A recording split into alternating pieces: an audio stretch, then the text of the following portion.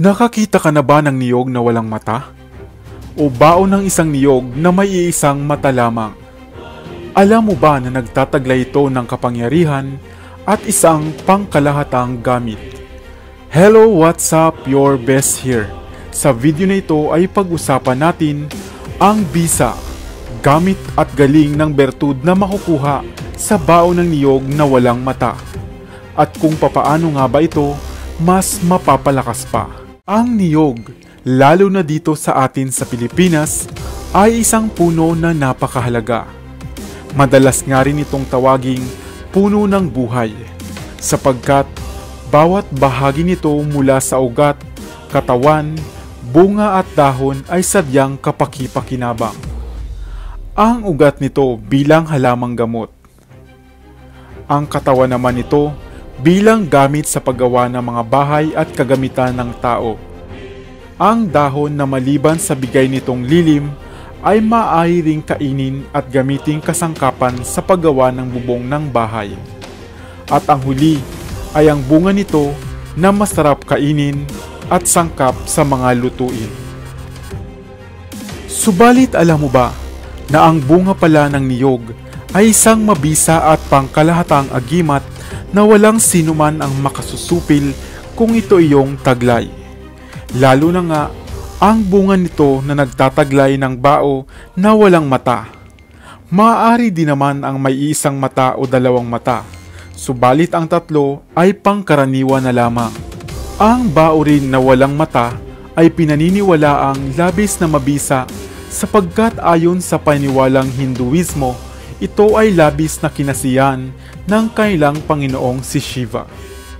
At dahil bibihira ka lamang makatagpo o makakita ng niyog na ganito, kung sakaling magkaroon ka nito, ay ito iyong gamitin ng tama. Ano nga ba ang bisa at gamit nito? Ang bao ng niyog na may isang mata, dalawang mata o walang mata ay isang mainam na proteksyon laban sa mga masamang elemento, kulam, barang, at isa ring tagaliwas na upang hindi katabla ng bala o hindi puputok ang baril kung itutuon ito sa taong nagtatanga ng bertud. Maaari rin itong gamiting pampaswerte sa negosyo, depende sa nasa loob ng baong ito. Ang magkatakip na baon ng niyog na walang mata ay pinapalakas rin sa pamamagitan ng paglalaman dito ng apat na makapangyarihang elemento: ang lupa, tubig, hangin at ang apoy. Ang mutya ng tubig na kadalasang ginagamit na proteksyon, ito ay makukuha sa mga anyong tubig na sadyang nagkukulay berde kung masisilayan ng sinag ng araw. Maaari rin naman ang mutya ng suso, palos at pulang korales bilang alternatibo.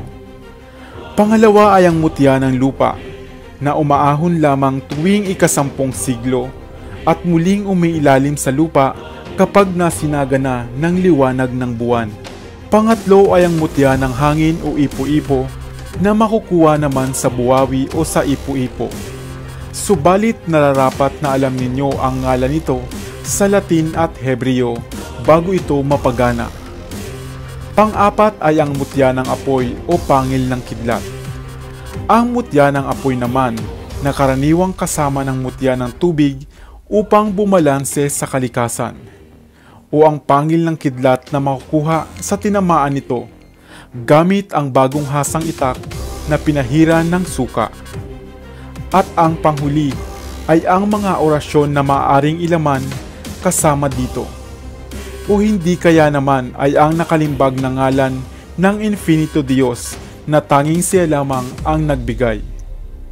Minsan naman ay naglalaman din ito ng mga pampaswerteng bagay at mutya upang mainam na magamit sa negosyo at kabuhayan. Labis na mabisa ang baong ito na kahit nga ang laman ng bunga nito ng bao na walang mata ay maaring gawin lana o langis na mainam din sa kagamutan. Madalas na ginagamit ang bertud na ito ng mga kapatid nating antingero at marami na rin ang nagkaka-interes dito. At minsan pa nga ay ginagawa na nga itong negosyo. Subalit laging tatandaan na ang bisa at galing nito ay laging nakadepende pa rin sa paniniwala at pananampalataya ng taong nagtatanga nito. Ang mga may hawak nito ay nararapat na may matibay at buong tiwala sa proteksyong hatid nito. At higit sa lahat ay nagtataglay ng malinis na hangarin at kalooban.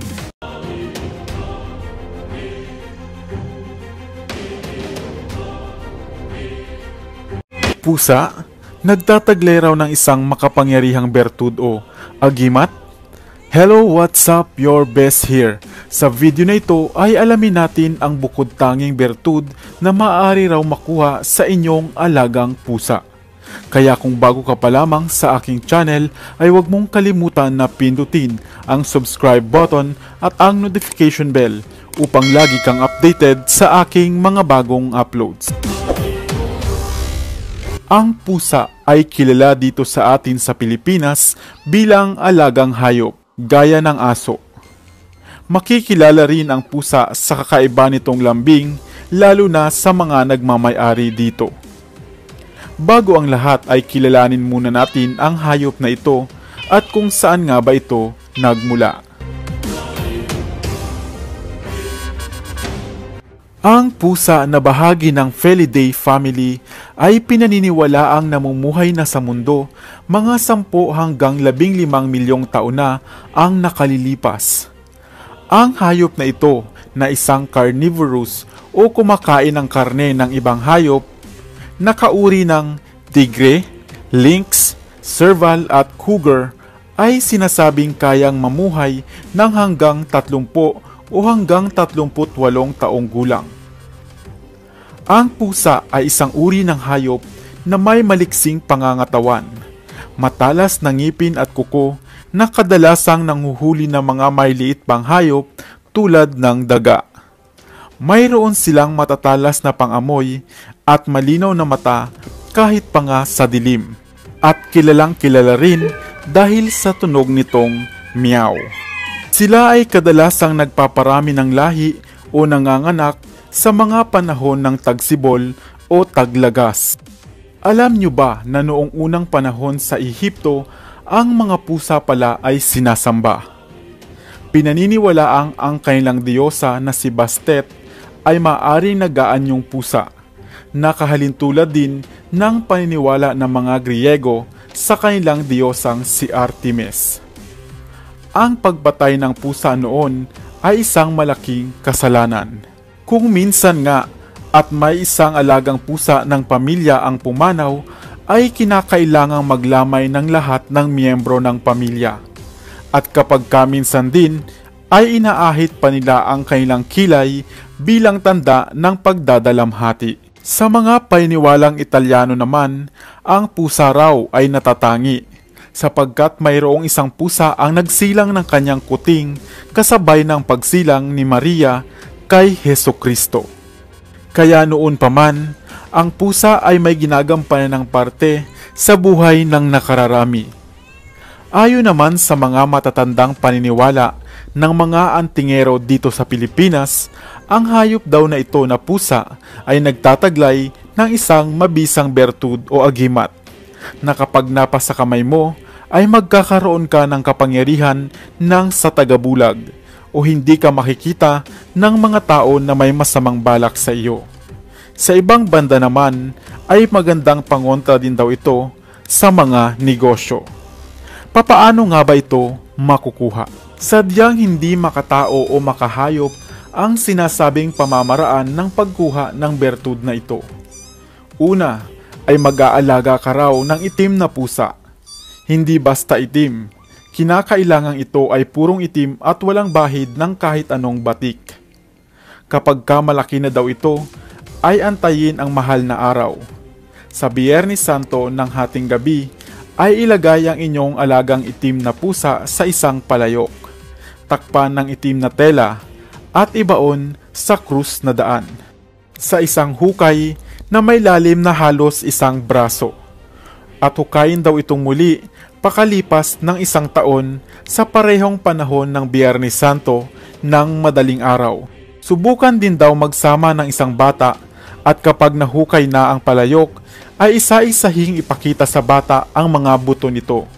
Kapag meron daw isang buto na hindi makita ng bata, ito raw ang natatanging bertud. Ang bertud ng tagabulag na mula sa pusa. Itabi raw ito at huwag ipagyayabang. Sadyang nakakalungkot ang pamamaraang ito. Kailangan ba talagang isakripisyo ang inyong alagang pusa para lamang sa bertud na ito? Minsan ay hindi makatarungan ang mga paniniwala gaya ng isang ito. Ikaw, nais mo pa ba ng bertud na ito? Ano ang iyong opinyon?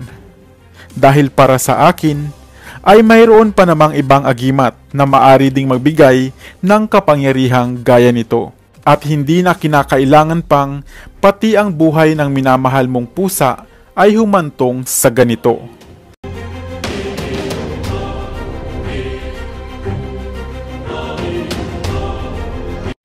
Malapit na ang Semana Santa, panahon kung saan ginugunita natin bilang isang Kristiyano ang pag-aalay ng buhay ni Kristo para sa atin. Sa kabilang banda, ito rin ang nag-iisang panahon sa isang taon na pinakahihintay ng ilan upang masubukan ang bisa ng kanilang hawak at taglay na anting-anting. Hello, what's up? Your best here. Sa video na ito ay alamin natin ang kapangyarihang taglay ng agimat na Trespico o The Eye. Ang pinagmulan nito at ang malalim na ugat ng sinaunang paniniwala ng mga Pilipino sa agimat at anting-anting. Kaya kung bago ka pa lamang sa channel na ito, ay huwag mong kalimutan na pindutin ang subscribe button at ang notification bell upang lagi kang updated sa aking mga bagong uploads. Nasa dugo na nga yata ng mga Pilipino ang malalim na paniniwala sa sinaunang mga pamamaraan gaya ng agimat o anting-anting. Paniniwala na ito ay nagbibigay ng kakaibang lakas o proteksyon sa sinumang nagmamay-ari nito.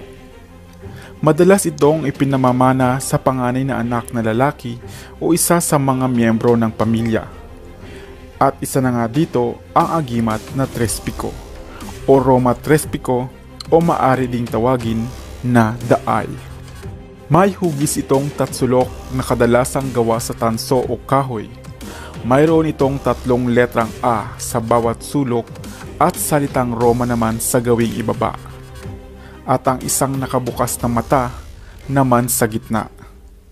Pinaniniwalaan na ito ay kumakatawan sa 3 persona, ang Ama, Anak at Espiritu Santo na kilala din sa katawagang Aram, Akdam, Aksadam o kaya namay Adra, Madra o Adradam. At sa ilang sekta nga rin o grupo na sumisimbolo sa salitang Hallelujah na Al para sa Ama, El para sa Anak at Uya naman para sa Espiritu Santo. Mabisa daw ang agimat na ito bilang kontra sa kulam, maligno, masamang engkanto at sa mga kakaibang karamdaman na lalang. Marapat na buhayin ng agimat na ito at bigyan ng alay ng dasal o orasyon, lalo na kapag mahal na araw. At maaring ang subukan ang bisa kapag patay si Kristo o yung tuwing Biyernes Santo. Narinig mo na ba ang kwento ng pinagmulan ng agimat na ito? Noong unang panahon daw, halos ang lahat ng mga tao ay naniniwala sa bisa ng kapangyarihan ng anting-anting. Kabilang na nga ang lalaking ito na nagpapanggap bilang isang manggagamot. Sa kanyang paglalakbay ay nakapulot siya ng medalyong ito na hugis tatsulok.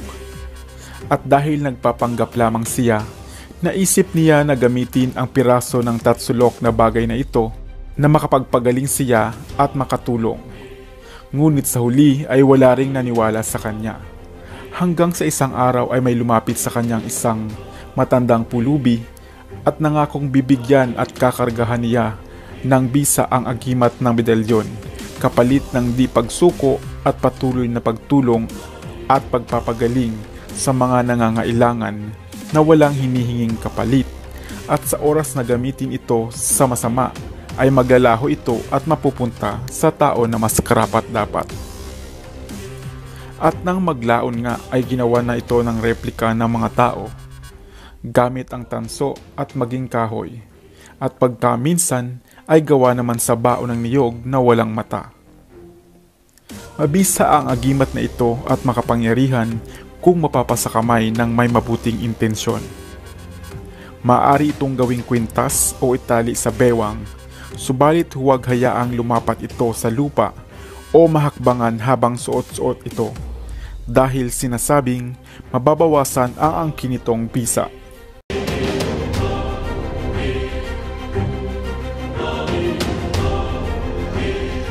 Medalyon ng San Benito o Saint Benedict, isang mabisang anting-anting at pangkalahatang gamit. Hello, what's up? Your best here. Sa video na ito ay pag-usapan natin ang bisa at gamit ng medalyon ng San Benito. Papaano nga ba ito pagganahin at ang mas malalim pa na pag-unawa sa gamit na ito? Ang medalyon ni San Benito ay pinaniniwala ang isa sa pinakamabisang medalyon. Proteksyon ito sa mga masamang tao, espiritu at elemento. Madali lamang itong pagganahin at makuha ang bertud sa umagitan lamang ng pagdidebosyon sa loob ng 49 na araw na walang patlang. At pagkatapos nito ay maaari lamang itong alagaan ng dasal na basag sa harap at likod na bahagi nito. Ang medalyon mismo ay dasal laban kay Satanas, panalangin sa tibay sa oras ng tukso, panalangin para sa kapayapaan sa ating sarili at sa buong mundo. Ang panalangin na ang krus ni Jesus ang ating maging ilaw at gabay sa tuwi-tuwina. Ito ay orihinal na nag-ugat at nagmula sa isang krus sa karangalan ni San Benito. Ang medalyong ito ay may imahe ni San Benito na may hawak na holy roll sa kaliwa at krus naman sa kanang kamay niya. Sa harapang bahagi ng medalyon ay makikita ang mga salitang Eos en obito nostro praesentia muniamor, na ang ibig sabihin ay kami sa aming kamatayan ay pagtibayin sa magitan ng kanyang presensya. Sa likod na bahagi naman ng medalyon ay may isang krus na may patayong initials na CSSML, na ang salin ay ganito: Cruz Sacra Sit Mihi Lux, na sa Tagalog ay mahal na krus ang siya kong maging ilaw. At sa pahalang naman ay ganito: NDSMD, na tumatayo bilang Non Draco Sit Mihi Dux, na ang ibig sabihin ay kailan may huwag kong maging patnugot ang demonyo. Ang initials naman na CSPB ay Cruz Sancti Patris Benedicti, o ang krus na banal ng Amang San Benito. Makikita din ang katagang Pax, o ang ibig sabihin ay peace, sa taas na bahagi ng krus.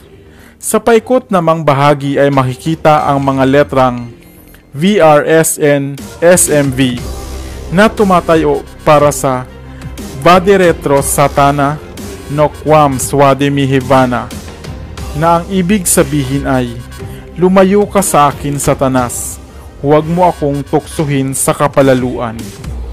At ang sumunod naman ay ang initials na ito, SMQLIVB, na ang basag ay Sunt Malaquae Libas Ipse Venina Bibas. Ibig sabihin ay inihahandog mo sa akin ay masama, ikaw rin ang uminom ng lason. Kung ating pagdudugtong-dugtungin ang mga initials na makikita sa medalyon, ay ito ang mababasa: Cruz Sancti Patris Benedicti, Cruz Sacra Sit Mihi Lux, Non Draco Sit Mihi Dux, Vade Retro Satana, Non Quam Suade Mihivana, Sunt Malaquae Libas Ipse Venina Bibas, na ang ibig sabihin sa Tagalog ay ang krus na banal ng Amang San Benito, ang mahal na krus ang siya kong maging ilaw, kailan may huwag kong maging patnugot ang demonyo. Lumayo ka sa akin, Satanas, huwag mo akong tuksuhin sa kapalaluan. ang inihahandog mo sa akin na masama, ikaw rin ang uminom ng lason.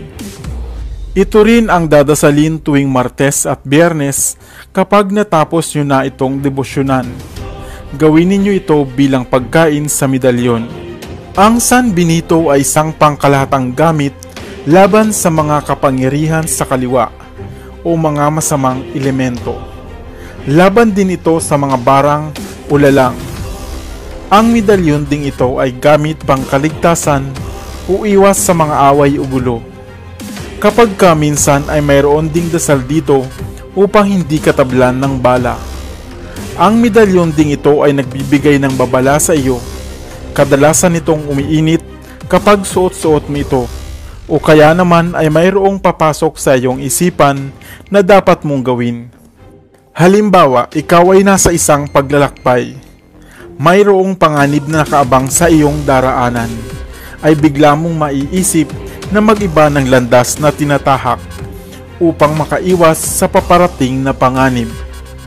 Papaano nga ba ito dedebosyonan?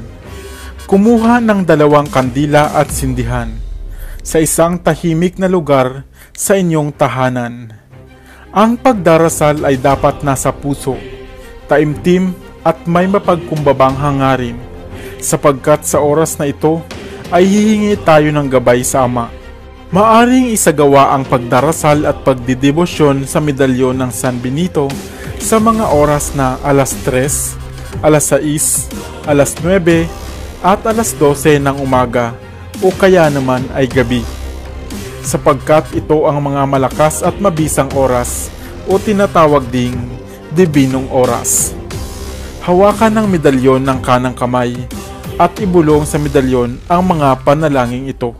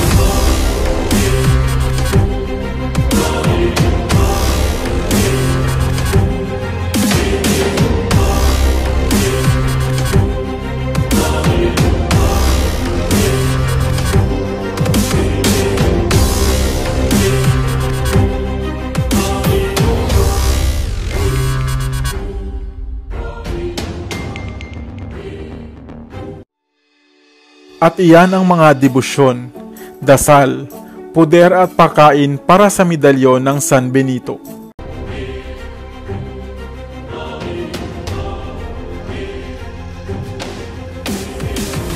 Dignum, isang anyo ng agimat na kilala sa atin dito sa Pilipinas.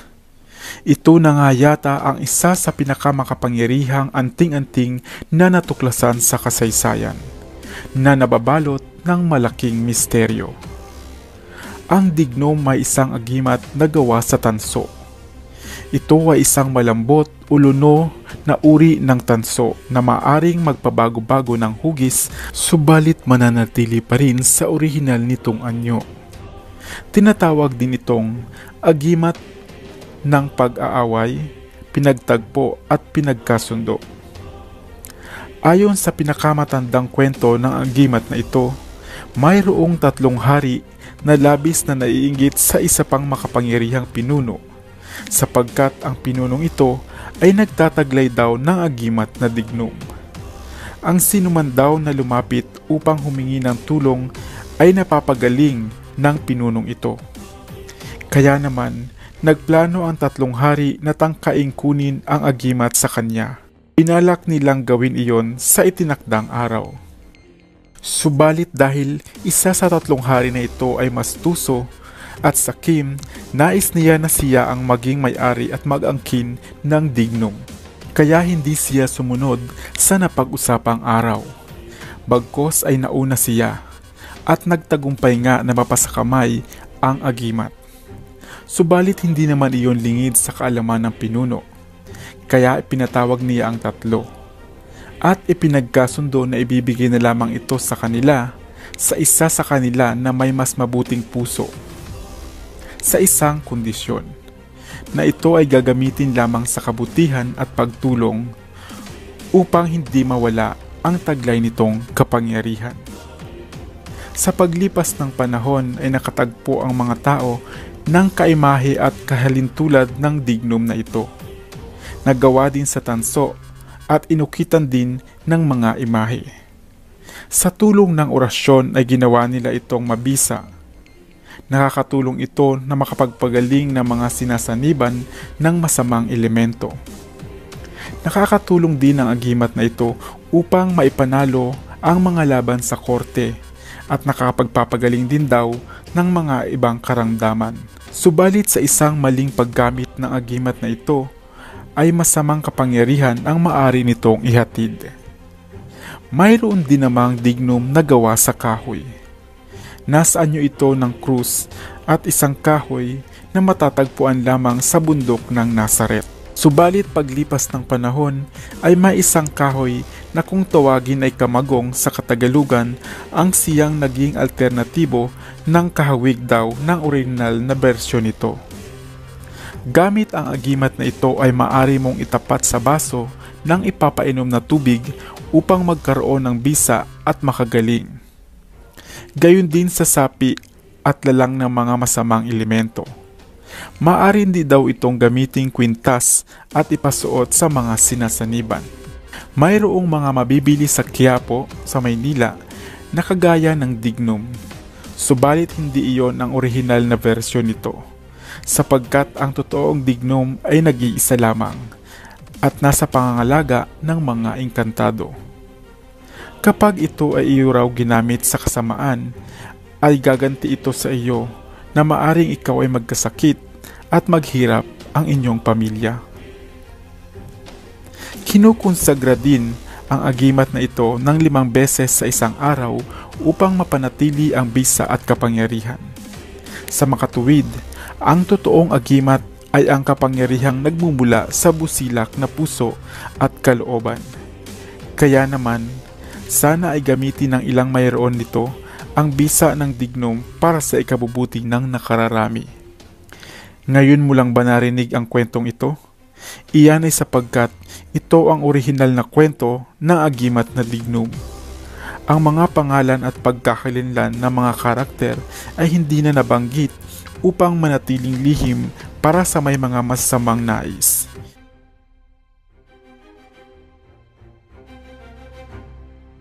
Maraming misteryo at hiwaga ang bumabalot sa mga liblib na kabundukan ng Pilipinas. At isa na nga rito ang tungkol sa puno ng sinukuan. Walang tiyak na tawag sa kung anong uri ng kahoy ang punong ito ng sinukuan.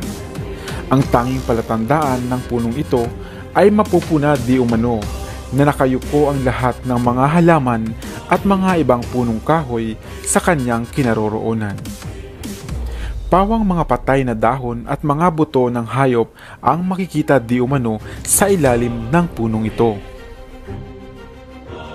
Bakit nga ba mga patay?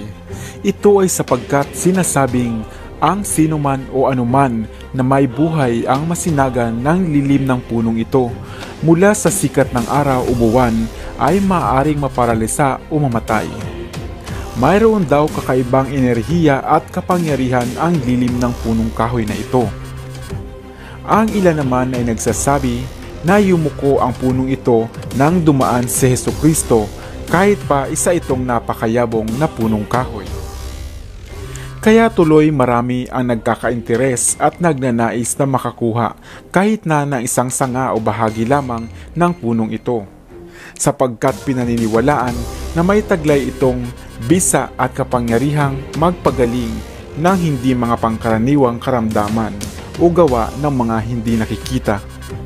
May mga nagsasabi na ang puno ng sinukuan ay masusumpungan sa liblib na bundok itim ng Bicol at sa ilang bahagi ng kabundukan sa Mindanao. Ayon naman sa ilang mga naniniwala sa bisa ng piraso ng kahoy na ito, nakapagpapagaling daw di umano ito ng sakit sa tiyan at may ilan namang nagsasabi na sa tulong ng punong ito ay mapapaamo mo ang sinumang naisin mo sa tulong ng mga orasyon o dasal. Meron ding kaso na ginamit daw ito upang maging invisible o hindi makikita ng mga tao sa iyong paligid. Ikaw, ano sa iyong palagay? Nanaisin mo bang ibuwis ang iyong buhay para lamang makamit ang isang dahon o sanga ng puno ng sinukuan?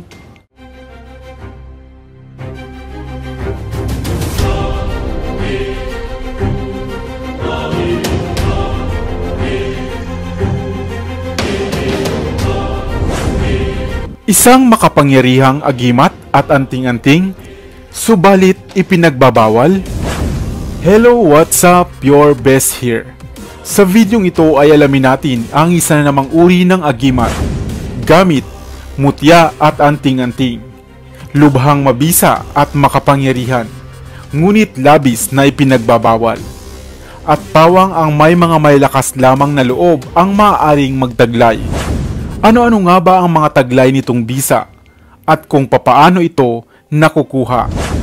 Maraming uri at klase ng mga agimat ang tinataglay ng mga antingero at ilang mga albularyo at minsan ay maging ang mga pangkaraniwang tao.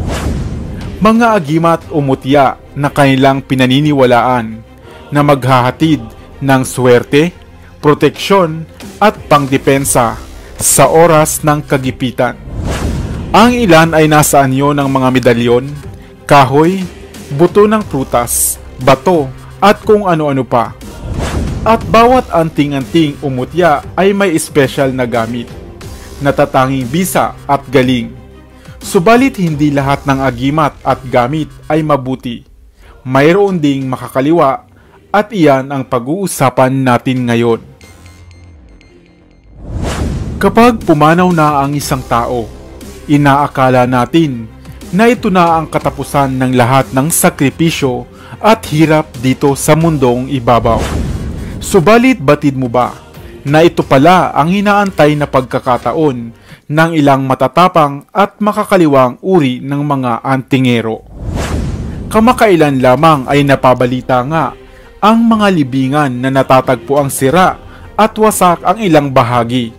At nawawala nga ang ilang mga parte ng buto ng taong nakalagak dito. Partikular na ang tuway o tuway-tuway. Ano nga ba ang tuway-tuway? Ang tuway ay isang uri o bahagi ng ating tuhod o tinatawag ding kneecap. Kanila itong ninanakaw at dinidibusyonan upang mapasunod ang kaluluwa ng taong nagmamay-ari ng tuway na ito. Kanila itong dinadasalan o pinapatungkulan upang kapalit nito anuman ang kanilang iutos dito ay susundin ito. Madalas itong ginagawang utusan bilang bantay sa mga bahay o di kaya naman ay upang magbigay ng karamdaman sa kanilang mga kinagagalitan o kinaiinggitan. Madalas ito ay ginagamit nga ng mga mangkukulam, sapagkat ito ay nagtataglay ng kapangyarihang itim. Napakalakas ng agimat o mutyang ito ng tuway-tuway, sapagkat habang tangan mo ito at mapapakain ng tamang patungkol, ay maaaring mapasailalim mo ang kaluluwang ito. Subalit marapat na alam mo ang pangalan ng tao na nagmamay-ari ng tuway na ito. Pinaniniwalaang ito ay kinukuha sa gabi ng mahal na araw upang mas maging malakas. Ang mutya o agimat ding ito ng tuway-tuway ay isang mainam na depensa o tagabulag at marami pang mga makakaliwang gamit. Subalit marahil ay may tatanong mo rin, papaano naman ang kaluluwa ng taong ito? Hindi na siya matatahimik. Opo, hindi ito matatahimik. Subalit dahil sa mga dasal at patungkol na orasyon dito ay gagawin ito ang anumang iyong iutos. Bagaman masama ang isang agimat na ito, mayroon pa ring mga mangilan-ngilan na matatapang at nagnanais nito. Subalit tandaan natin na kapag ginawa mo ito, ay para mo na ring isinangla ang kaluluwa mo sa diablo. Mayroon ka bang kakilala na nagtatanga nito? Ang pagnanais minsan ng labis na kapangyarihan ay hindi na makatwiran. Ngunit lagi pa rin nating tatandaan na ang proteksyon at kapangyarihang pangwalang hanggan ay sa Diyos lamang natin masusumpungan.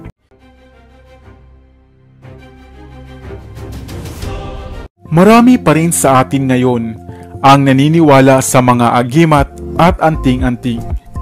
Isang gamit o proteksyon o isang bagay na pinaniniwalaan nating maglalayo sa atin sa oras ng kapahamakan, kapangyarihan na maaaring nagmumula sa mabuti o maaaring sa masama. Subalit gaano man kalakas ang bisa ng inyong gamit o agimat, kung ito naman ay ginagamit mo sa masama, ang kapangyarihan nito ay tiyak ding mawawala. Kaya sa videong ito ay bibigyan ko kayo ng mga hakbang o pamamaraan kung papaano nga ba pumili ng tamang agimat para sa iyo. Una, pampaswerte. Ito ay karaniwang hanap ng ilang mga negosyante at ng mga namumuhunan upang mas maging malakas ang pasok ng swerte sa kanila.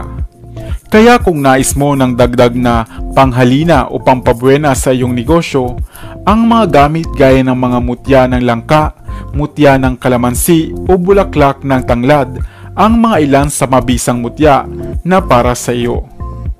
Ang peso sagrado rin ay isang gamit o agimat na mainam din sa pagninegosyo. Subalit upang ang swerteng daladala nito ay gumana ng husto, siguraduhin lamang na wala kayong hawak ng mga agimat o gamit na kumukontra sa bisa nito, gaya ng mga agimat na mayroong kapangyarihan ng kabal o tagaliwas. Pangalawa, protection. Isa ka bang politiko, pulis o sundalo? Malamang ang nais mo ay mga anting-anting at gamit para dito. Proteksyon para sa iyong sarili at kaligtasan sa mga masamang tao sa iyong paligid. Kaya kung nagnanais ka ng mga agimat para sa proteksyon mo, ang mga agimat na may kapangyarihan ng kabal, tagaliwas o tagalihis ang para sa iyo. Pangatlo, pangontra. Ito ay isa ring aspeto na dapat ikinukonsidera sa pagpili ng gamit. Ang mga agimat o anting-anting na maaaring nagtataglay ng pangontra o pang-iwas hindi lamang sa mga masamang elemento o espiritu, kundi maging sa mga balis, bati at lalang ng kapwa-tao.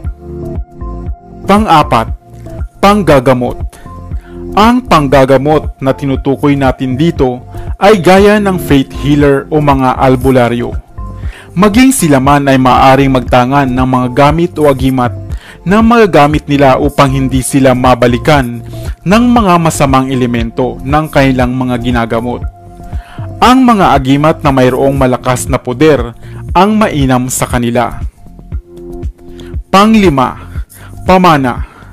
Ang agimat ay sadyang mabisa, lalo na nga kung ito ay nagpasalin-salin sa ilang henerasyon. Subalit kung ito naman ay pamana ay wala ka namang choice. Hindi mo maaaring piliin ang bisa o gamit ng anting-anting na maaaring ipasa sa iyo. Subalit mapipili mo naman kung papaano mo ito gagamitin, kung para ba sa mabuti o para sa masama. Tandaan na ang mga gamit o anting-anting ay pawang gabay at tulong lamang para sa ating mga tao o sa mga may tangan nito. Subalit huwag kalimutan na ang pananalig pa rin sa Poong lumikha ang pinakamabisa at malakas na proteksyon, agimat at pangontra. Ikaw, ano ang nais mong agimat? Sana ay may bago kang natutunan sa videong ito. Iwan ka naman ng comment sa comment section sa ibaba. I-like at i-share mo na rin para naman sa kaalaman ng iba. Dito na sa Best TV, tayo ay matuto, utak mapuno